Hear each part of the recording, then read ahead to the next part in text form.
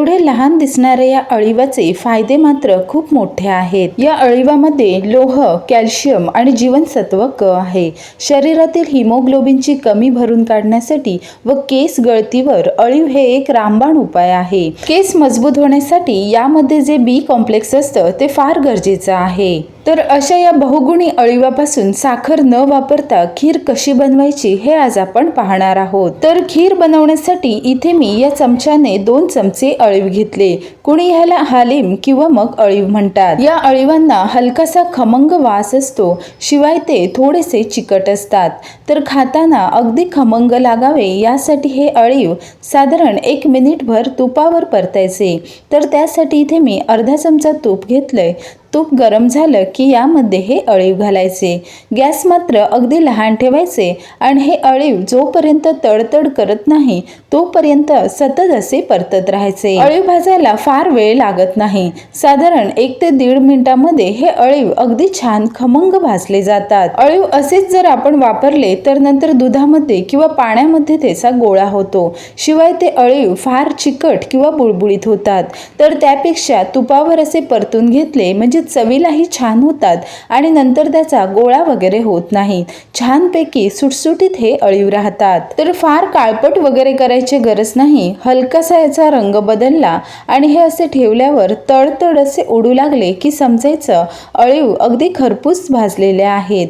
आता गॅस बंद करायचा आणि हे अळीव बाहेर काढायचे। शक्यतो हे अळीव बाहेर काढल्यानंतर पाण्यामध्ये किंवा दुधामध्ये भिजत ठेवायचे। तर इथे मी अर्धी वाटी दूध घेतलंय आणि यामध्ये हे अळीव भिजत ठेवले।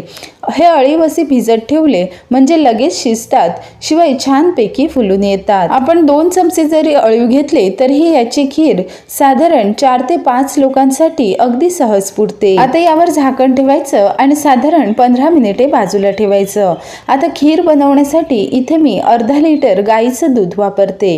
गाईचं किंवा म्हशीचं कोणतंही दूध वापरू शकता। हे दूध मी अगोदरच गरम केलं होतं। आता पुन्हा याला उकळी आणायची।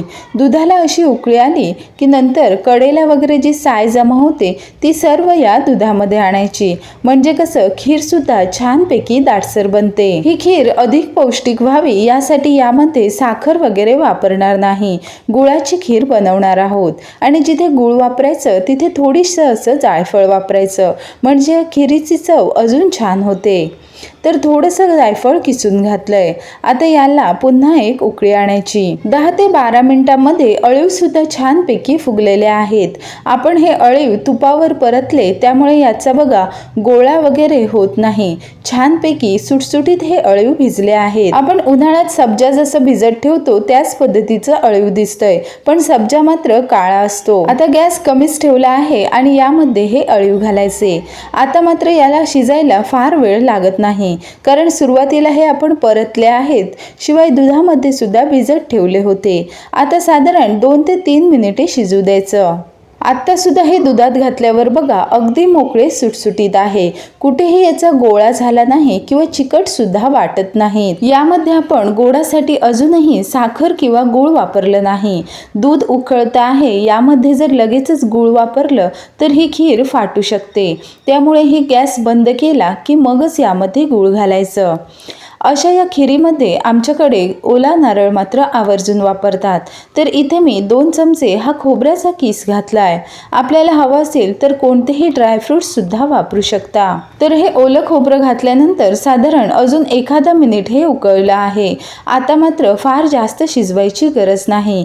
कडेला वगैरे जी साय जमा होते ती मोडून या खिरीमध्ये घालायची, म्हणजे होणारी खीर फार अशी दाटसर होते। आता मात्र हे गरम गरम असतानाच यामध्ये गूळ घालायचं नाही, हलकीशी याची वाफ जाऊ द्यायची। थोडंसं कोमट झालं की मग यामध्ये गूळ घालायचा। सुरुवातीला 2 चमचे भरून अळीव घेतलं होतं, त्यासाठी बरोबर 2 चमचे पूर्ण भरून गूळ घ्यायचं।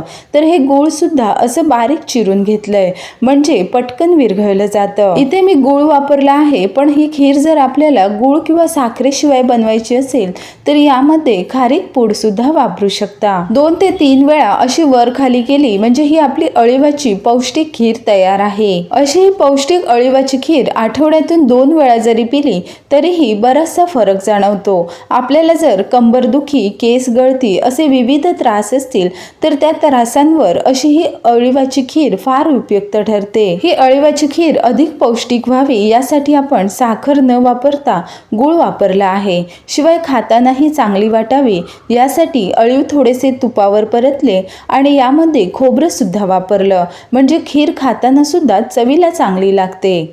तर तुम्हाला ही आजची रेसिपी कशी वाटली कमेंट करून कळवा। रेसिपी आवडली असेल तर व्हिडिओला लाईक करा आणि अशा छान छान रेसिपी पाहण्यासाठी चॅनलला सबस्क्राईब करा आणि बाजूचे बेल आयकॉन दाबा। धन्यवाद।